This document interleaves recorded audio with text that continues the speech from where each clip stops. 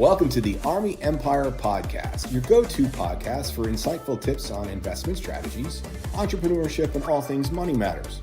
Join Bernard Alerte, your guide on this journey to financial freedom. Each episode will dive into expert advice, practical strategies, and inspiring stories to help you take control of your financial future. Whether you're an aspiring entrepreneur or a seasoned investor, we've got something for everyone. So get ready to unlock your financial potential and make your money work for you. And now, let's welcome your host, Bernard Alerte.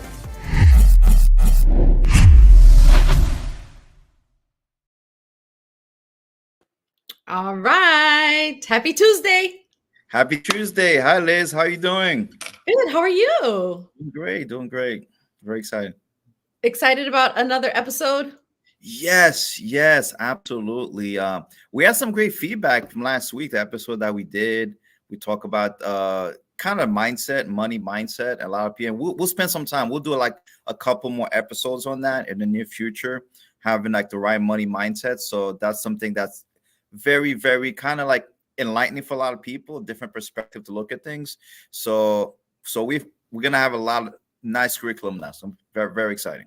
I like that. I think we were just chatting backstage before we started that we can, once there's like 30 episodes, we'll be able to do playlists. So you can go on YouTube and you can find the playlist. There'll be a playlist about investing, a playlist of money mindset, and you can just click and watch all the episodes that have to do with a particular topic. I think that's a fantastic idea.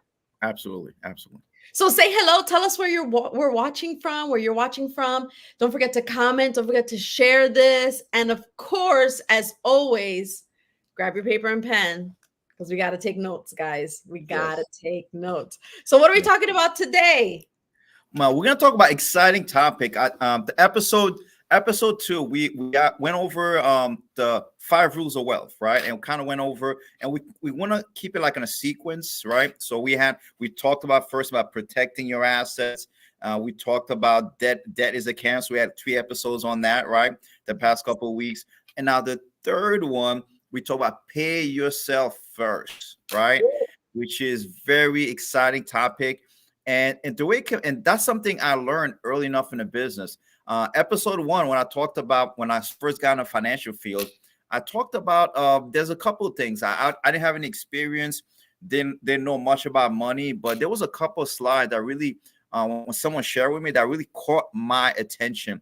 The first one, which one I'm going to share with you, which is the next one, they actually talked about the government. They do surveys. They kind of they track a cross section of population. They want to find out of 100 people that work in the United States from 25 to 65, they want to find out where are people by the time what happens to most people by the time they're 65. And here's what we found out. And those numbers have not changed for the past 40 to 50 years. They find 100 people that work from 25 to 65. They find 54% are dependent by the time they're 65, which is like a nice word for saying flat broke by the time they're 65, unfortunately.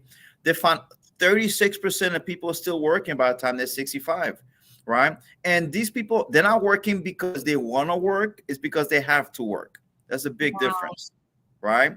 They find 5% passed away, unfortunately, and they find 4 of them are okay. I mean, 4% are okay. That means they have $1 million or more in assets. And they find 1% is wealthy, right? So out of 100 people that work for 9 to 5 to 65, working 40 hours of their life, for most people, by the time they're 65, right, only 95% are not going to make it, 5% are. And when I saw that slide, Liz, it kind of blew me because I was kind of very naive and kind of gullible. I was 25, 26 years old. And I figured if someone works for 20, 30 years, they should have money at retirement. They should have something. There's no reason anybody should work. It didn't make sense for me that people would work and have nothing. But that was a reality that's happening. And those numbers have not really changed. And I don't know if you remember it. A couple of years ago, there was a big protest called Occupy Wall Street, right? And they talked about the 1% versus 99%, 1% that's wealthy. And that's exactly where it came from, right? Mm-hmm. 1% is wealthy versus 99% that aren't wealthy, right? But think about it. And when you think about the perspective, right, why do 95% fail when it comes to finances? Because no one goes through life, man, I can't wait to be 65 and have no money. right? That's not people's goals. But what happens? Well, why do 95 fail when it comes to finance? The first one is no financial education, right? Which is exactly what we're doing. No financial education. Most people are never educated how money works. No one ever sits down with people and says, listen, this is what you do with your money. Because everything we have in life comes with instruction manual. If you think about our phones come with instruction manual, your computers, even the clothes we have a tag, how to take care of them. But there's two things that never comes with instruction manual. One thing is your paycheck, right? Second thing is your kids. You have to figure out as you go. There is no education out for most people. Okay, they don't have the education. The second one is no financial game plan. People don't have a game plan specific that's going to show them how to get to A to B, right? For example, if you have a goal without a game plan, it's just a wish. A goal without a game plan is a wish. You have to have a specific roadmap, because how are you going to think about, would you ever take a road trip somewhere you've never been to without a GPS? Probably not, right? Or maybe if you're old school, you put out those maps, right? Those fold over maps back in the days, right? I used to have, right, in the car. But think about it. It's the same thing. If you have a destination, if you go, so listen, I want to be able to retire, I want to be able to have money, you need to have a specific game plan to help you get there, roadmap to help you get it. Most people don't have one. And the third is no financial coach. Someone that's going to guide you, show you exactly what you need to do. Because if you think about it, when you think about a coach when it comes to sports, what does a coach do in sport? A coach gives you plays so you can win a game. Correct. Okay? And what does a financial coach do? A financial coach gives you plays so you can win the financial game.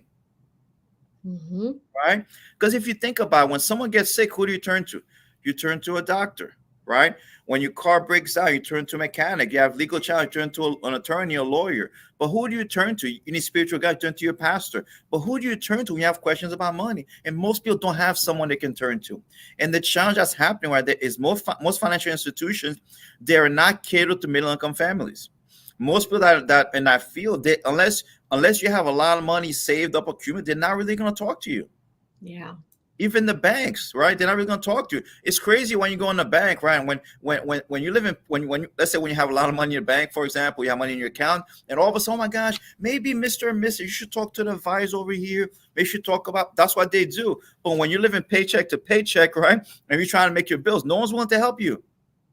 And that's a major challenge. So those are the three major challenges that people are facing out there that stop them from achieving their goals. And those numbers have not changed. If you think that's not going to happen to you, get ready. It is going to happen, right? For most people. So if you say, well, I don't know anyone that's in that position. Well, if you don't know someone, there's someone that has 10 people that they're in the same position. Okay. So it's very sad situation. So that's something that's a passion of mine that I want to make sure I want to get as many people as possible, at least to be in the 4%, at least be in the 5%. I want to give as much as possible, give knowledge, tool necessary for help people get there. Make sense? Perfect sense. Exactly. Let's talk about where most Americans are. Most Americans live in a debt cycle versus we call it cash cycle. Okay. And what's a debt cycle? What happens in a debt cycle? Your finances control you. Okay. What do most people do? You're outspending your income, right? You spend more money than you're making. Okay. That's a major challenge. That's where most people are. Second, you're borrowing to maintain a lifestyle. Everybody has a lifestyle that they have, and they have to borrow to maintain life. They use credit cards, and it's a fact of life. I think a couple episodes back, we talked about how the cost of living has gone up so much for a lot of people, but the incomes have not gone up accordingly with the cost of living. So what happens to most people? There's only two options. You got to decrease your lifestyle considerably, or you have to what? Increase more debt, credit cards, right? And what happens also part of a debt cycle, you're paying one debt and accruing another debt. What happens to most people, as soon as they're paying off one debt, guess what happens? They get into another one, right? So because they never get out that cycle. It's like they're spinning their wheels. It's like a hamster, like a gerbil that's just going in and out. You're running. See, you could be running fast, but not getting ahead. So what happens to a lot of people, see, movement doesn't mean you're going in the right direction. You could be moving, but you have to go in the right direction, right? So what happens, people feel that they're moving, but they're not getting better. Things are not getting better. Sometimes it's very frustrating for a lot of people, right? When it comes to that situation. So versus we have to switch to have a cash cycle mentality, right? What happens when a cash cycle, right? You're debt free. You control your finances. You are debt free. You're paying cash instead of borrowing, right? And you have investments, you have savings and assets. So this is kind of, we got to get people transition from a debt cycle to cash cycle. But how do you do that? You have to do gradual. You have to, by getting certain concepts. You have to understand certain concepts when it comes to money. Okay, that's the first step to do, right? So let's talk a little bit more about that, right? Think about the things. I think about the serenity and anyone who's serenity prayer. You have to change. You have to change the things that you can change. You have to accept the things that you can't, and you also have to have the wisdom to know the difference. Correct. Right? So, what are some of the things that we control, right? And things we cannot control. Let me share the things we cannot control. Number one, the future of Social Security. We can't control that. Okay. I think there's always debate, especially during election cycle, right? Or they're going to get rid of Social Security. There's always a debate. What are they going to do? This party, that party is going to do. You can't control that. You can't control what's going to happen in Social Security, right? And the challenge with Social Security is not even enough.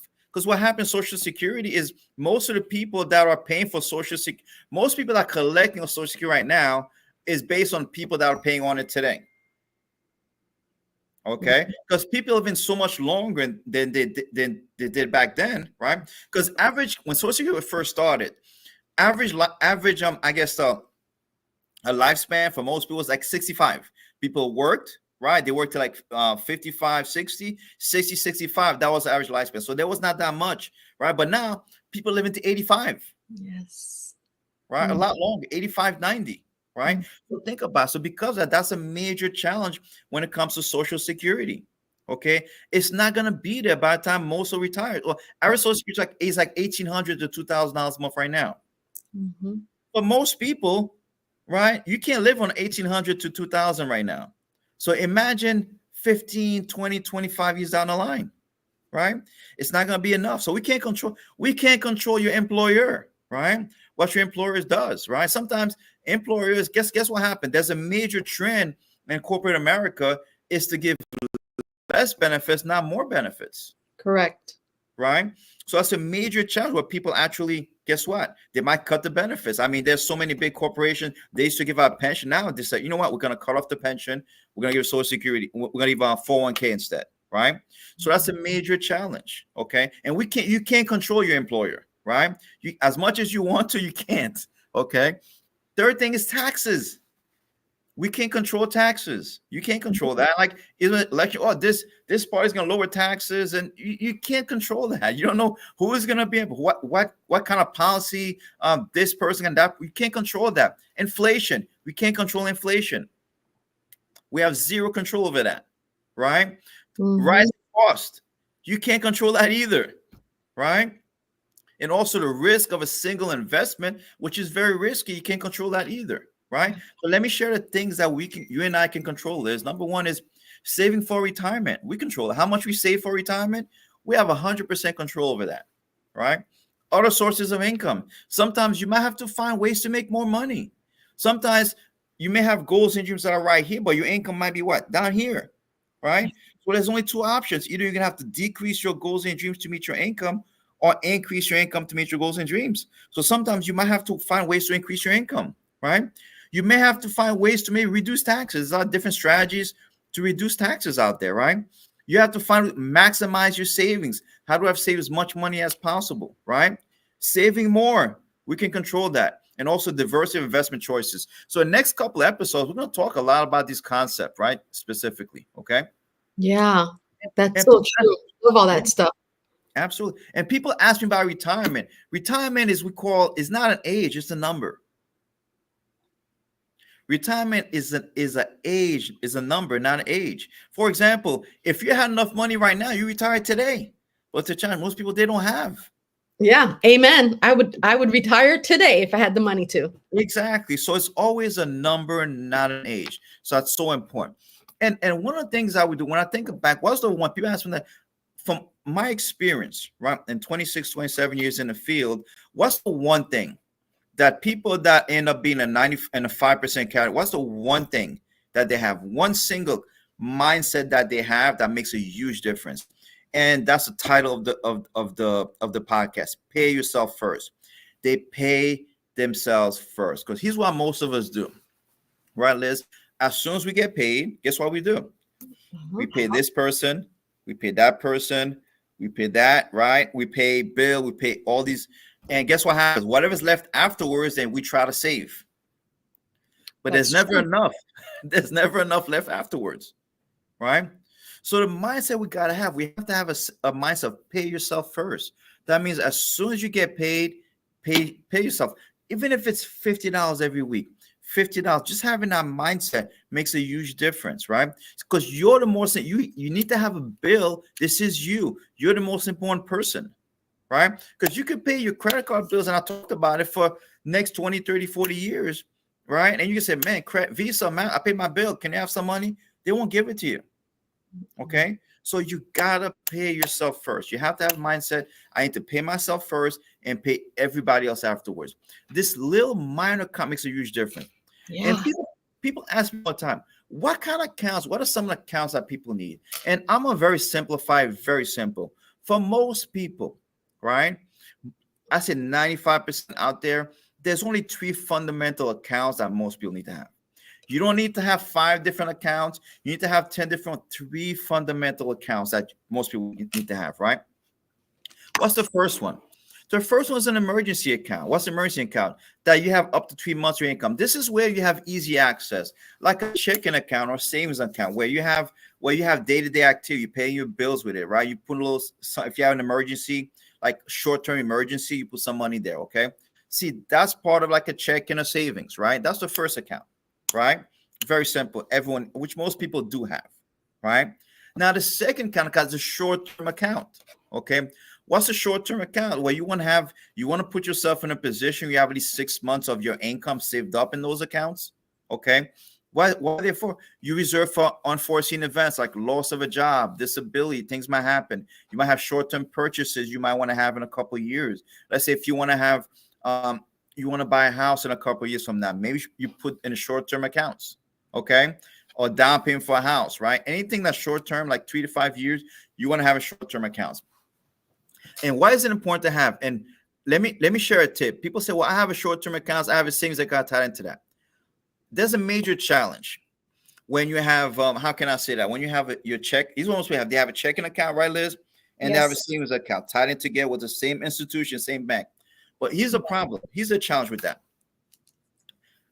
Let's say if you have a checking account and you're in the store, you want to buy something, right? And you want to get something. It's like, man, I don't have money because all I can do, I can go on my phone, right?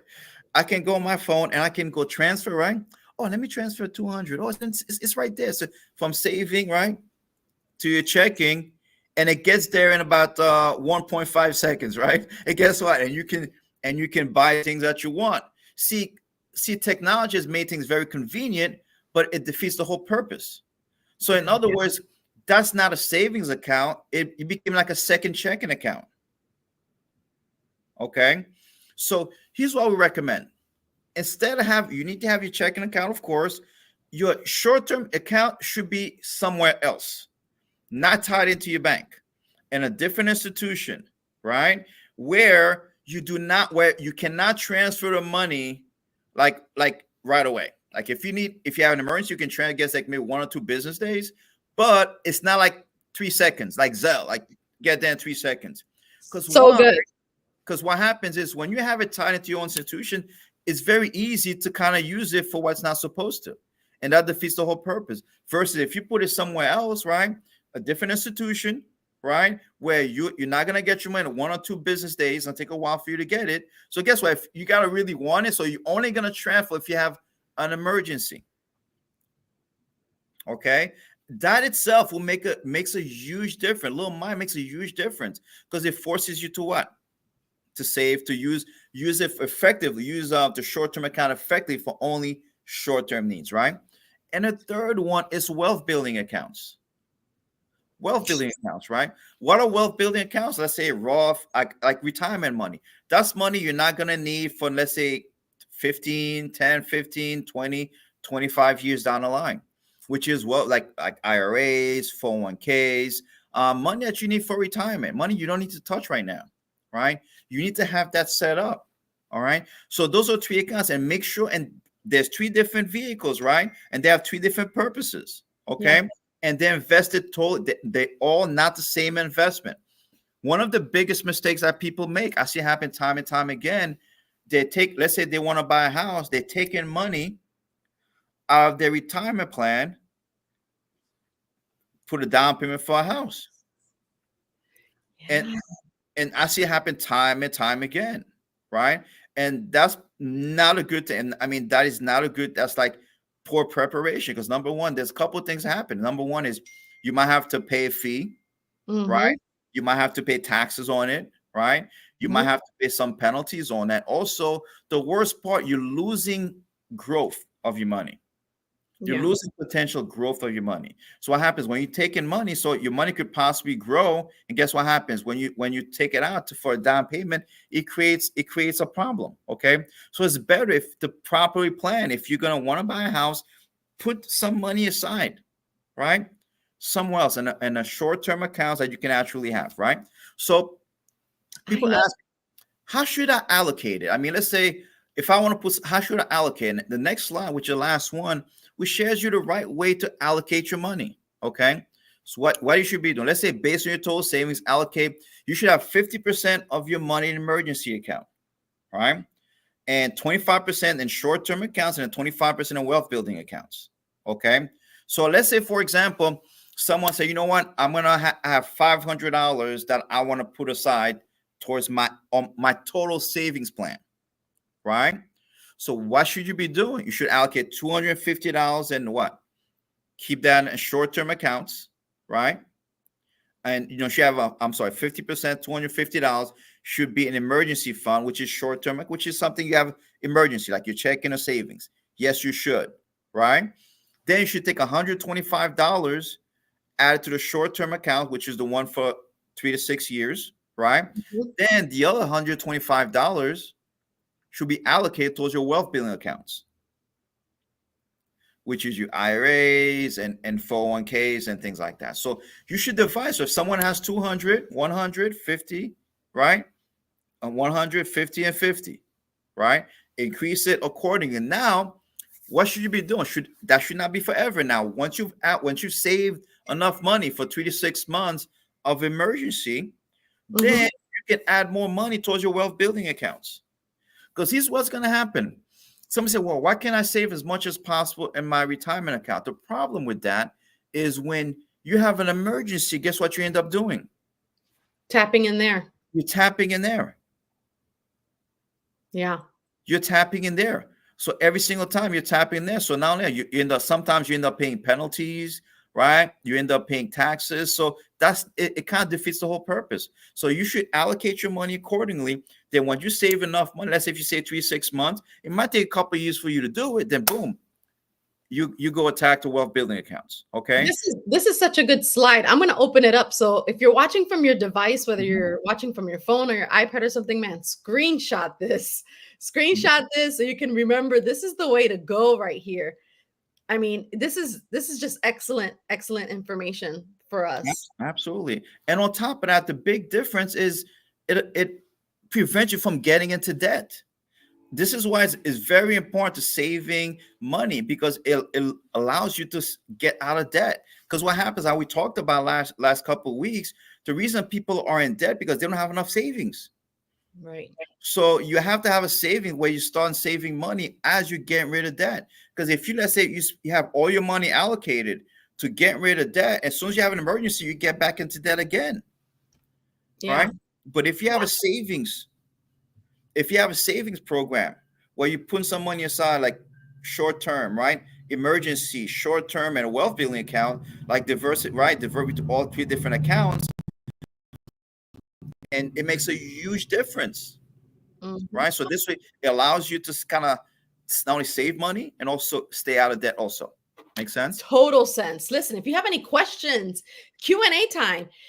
For me, I'm just gonna say some gold nuggets. Yeah. I see my husband's watching too. He's up north and he's watching. That mind blown emoji came up, and I said, "Yep, I think he got the same thing I got." And it was the part when you said that having a savings account, if you have it in the same bank, it it really is just 2 checking accounts. That's all it is. Exactly. Yes. Like you totally just gave us pow right there. Like that's 2 It's checking a accounts. reality. And it's kind of, it's easier to do it because they, oh, you can open and they say, oh, I'm just gonna, but it just doesn't work that because you just transfer the money. You just, okay, boom. It's easy app, you transfer the money. So it defeats the whole purpose. You need to have something where it's not accessible to you. Yeah. Yeah. Easy access is not always good.